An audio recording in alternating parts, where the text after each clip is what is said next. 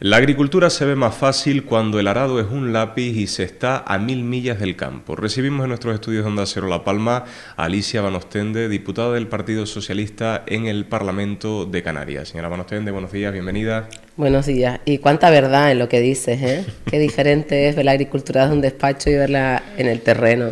Señora Van Ostende, estaba escuchando el otro día atentamente su intervención en el Parlamento de Canarias. Estamos hablando del pasado miércoles y realmente me llamó mucho la atención cuando usted hacía referencia a que se estaba atropellando a los agricultores del Valle de Aridane. ¿Por qué decía usted estas palabras o en qué se basa el Partido Socialista para afirmar lo que ustedes dijeron en ese pleno? Bueno, yo creo que se atropella a los agricultores porque no se toman decisiones a espaldas de ellos directamente.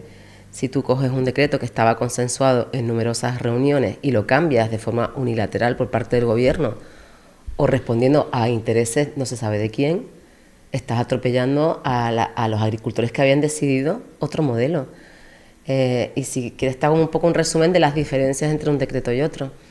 En el anterior borrador que se preparó con los afectados, se podía o bien retirarse de la actividad, las personas más mayores que decidiesen que no querían continuar, con una justa indemnización, se podían los bordes de colada seguir recuperando como se ha hecho hasta ahora, además con ayudas del gobierno como las que se han visto.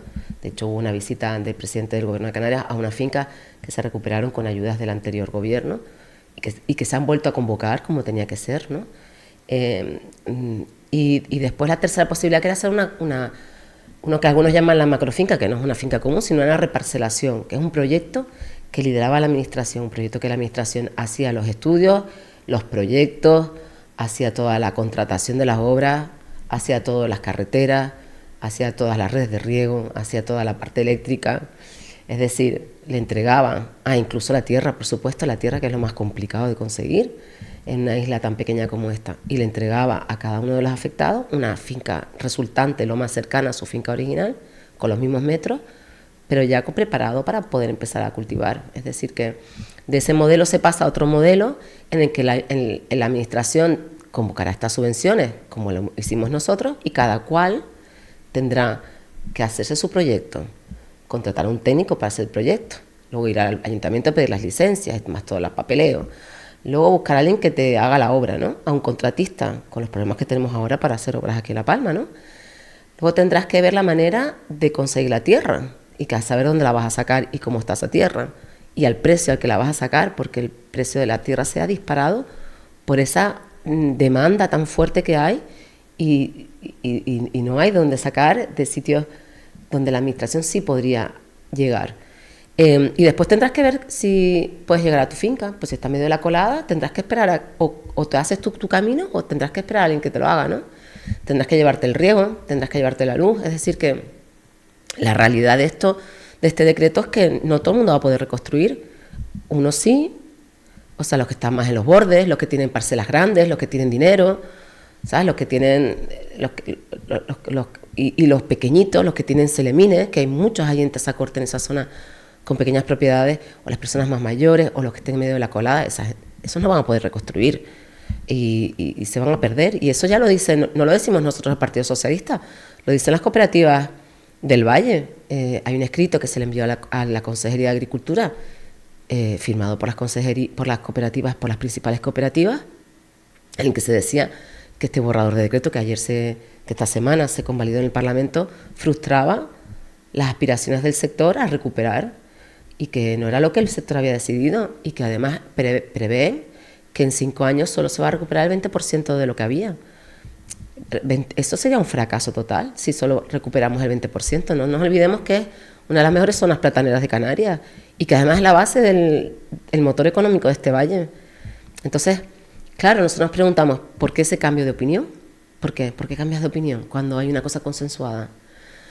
Decían al principio que era porque era inconstitucional y que entonces había que resolver esos problemas de inconstitucionalidad. Y la realidad es que no es verdad. Nunca nos enseñaron un documento, nunca hubo un argumento. Es que justamente lo que le quería preguntar es si en algún momento se llegó a demostrar esos aspectos supuestamente inconstitucionales. No. Además, fíjese, hubo un momento que dijeron incluso que le faltaba la evaluación ambiental a los decretos y que eso era inconstitucional. y en los decretos nuevos también falta la declaración ambiental y la justificación es la misma que tenían los decretos antiguos. No cambia ni una coma. Es decir, que está claro que era lo que decíamos nosotros, una excusa para cambiarlos, pero nosotros decíamos, oye, si tienes otros intereses, explica los intereses que tienes, explica tus argumentos. Pero no se han explicado. También decían que la Unión Europea lo veía con malos ojos. Y yo solicité ese documento de la Unión Europea, tardé casi 5 meses en recibirlo. Y tuve que hacer una interpelación en el Parlamento para exigir que me los dieran. Y es una carta que te mandan a la Consejería de Agricultura todos los años, pidiendo aclaraciones sobre el borrador del POSEI que mandas para el año siguiente. Ahí te hablan del tomate, de las cabras, de no sé qué, y hay un párrafo que habla sobre la reconstrucción, pero que no habla en contra de la reconstrucción. Entonces vemos que tampoco era motivo para poder decir que la Unión Europea estaba en contra de este decreto. Entonces nosotros creemos que hay otros intereses. Pero bueno, volvemos a decir, antes de las elecciones, Coalición Canaria decía que el centro debía ser el afectado, que había que escuchar al afectado, y que nosotros no lo escuchábamos de forma suficiente, que el anterior gobierno le faltaba sensibilidad, lo siguen diciendo.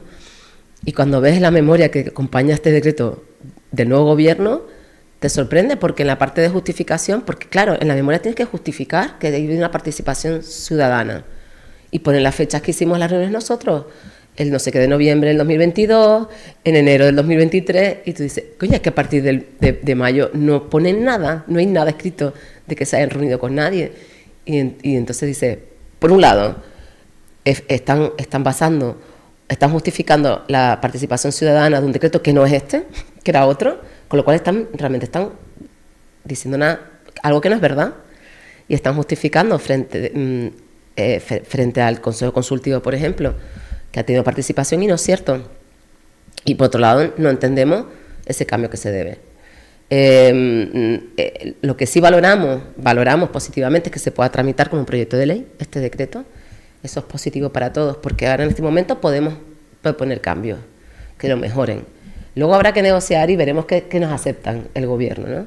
Pero nosotros trabajaremos también con los afectados para proponer esas enmiendas a este decreto e intentar mejorarlo.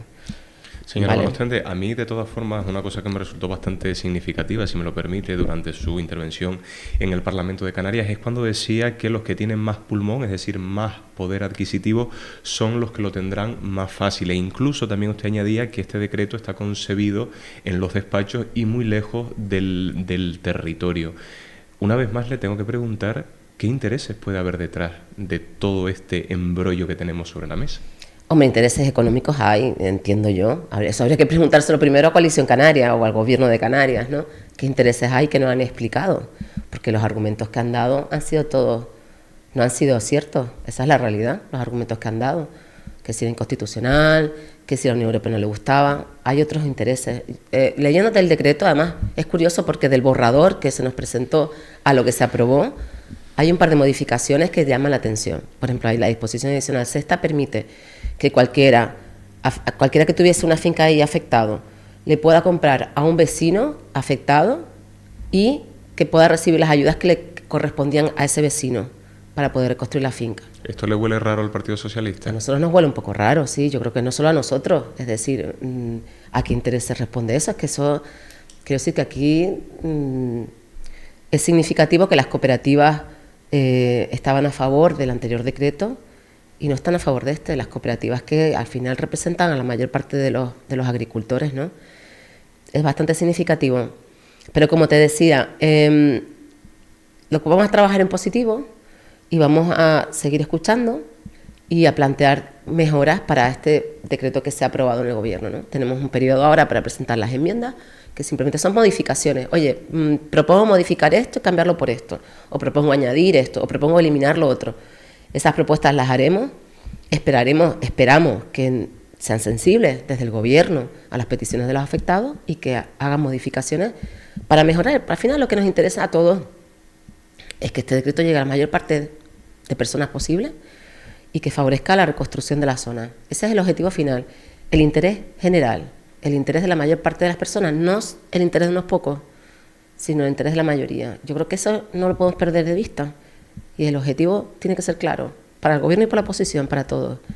Señora Van Ostende, si tuviésemos que hacer un breve resumen de lo que acabamos de hablar en estos estudios de Onda Cero La Palma, ¿usted cree, el Partido Socialista considera que este decreto está incentivando el abandono de la actividad agraria?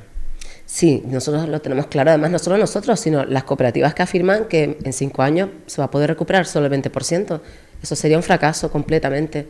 Y bueno, pues de aquí a 4 o 5 años pues echaremos la vista atrás y analizaremos y haremos una valoración, ¿no? Pero es verdad que se nos va mucho en esto, porque al final, como decía antes, es el motor económico. Si esto nos fallan muchas cosas. Entonces creo que el interés de todos es que esto salga para adelante. Señora Van Ostende, como siempre, muchísimas gracias por habernos visitado y desde aquí, desde este medio de comunicación, estaremos también muy pendientes de esas enmiendas que vayan ustedes a presentar a lo largo de esta legislatura. Muchas gracias. Muchas gracias a ustedes, un placer.